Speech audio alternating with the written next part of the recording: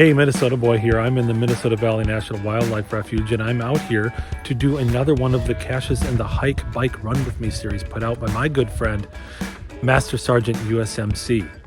Now, he loves to get out and get exercise. He's a runner, he bikes, he does all kinds of things outside, including geocaching. So he's combining the two by creating this great series of caches where you need to get out and hike, bike, or run. And while you're doing that, you do these multi-caches and you collect miles along the way. So as you cover the miles, you keep track of that, and then he will give you path tags for the miles that you've covered. He has one for 75 miles and one for 150 miles. I've already collected the 75 mile tag because I've done a number of these caches already. Currently, there are 32 caches available. Some of them are multi-caches. There's a few adventure labs included in this series, and also where it go cache. So currently there's 32 active ones covering 185 miles. Today we are taking the Forest Loop Trail. Let's go.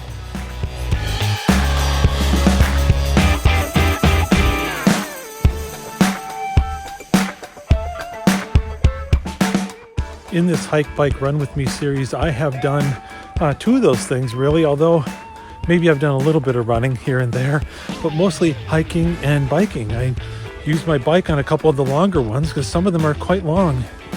You know, you can cover a lot of ground on a bike. I do like the hiking part of it most. The biking is okay too. I know the cache owner does a lot of running, so that's why he included that.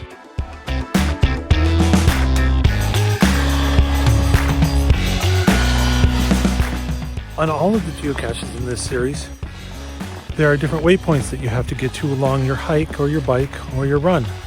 And at each of those spots, there's usually a sign or some other thing where you have to gather some information, figure out what number the cache owner is looking for, and you add that into your coordinates to be able to figure out where the final cache is so you can sign the log.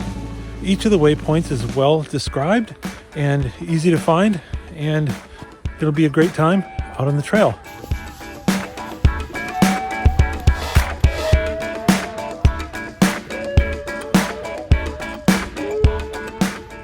Another thing these geocaches are good for is showing me parks and history of the area that I live in that I didn't even know about. And that's one of the great things about geocaching, is that it brings you to places like this. Here's the remains of the old barn from the farm that used to be here, where this park now is. Hey, there's the barn right there. Around the corner here to the right is the old farmhouse. It looks like it's in need of quite a bit of restoration. Well, the brick looks pretty good. Boy, this family really had a nice spot right on the river for their farm. Look at this, gorgeous.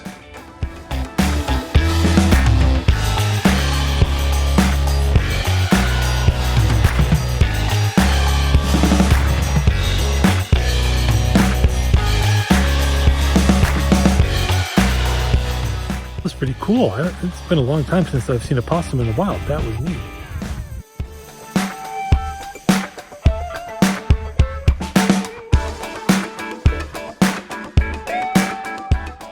So I think this is a great series of geocaches that encourages exercises, which is one of the great things about geocaching, is it keeps you active, gets you outside, walking great trails like this. And if you're not out on trails like this, you might be doing geocaching in the city, but you're still walking around on sidewalks, trails, bike trails, urban trails. You know, it gets you outside, and that's what's really wonderful about geocaching. You get to get outside and experience days like this. Well, I've gathered together all the information from the different waypoints, figured out the coordinates for the final, and I've signed the log. Now, I'm not going to show it to you because I want you to come here and do it yourself. So there you have it. If you're in Minnesota and you want some exercise, look up the Hike, Bike, Run With Me series by Master Sergeant USMC. You will not be disappointed in the adventure you'll have, and you'll get some great exercise.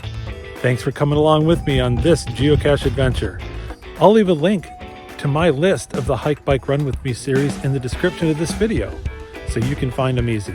Come and join me on the next adventure. Bye-bye.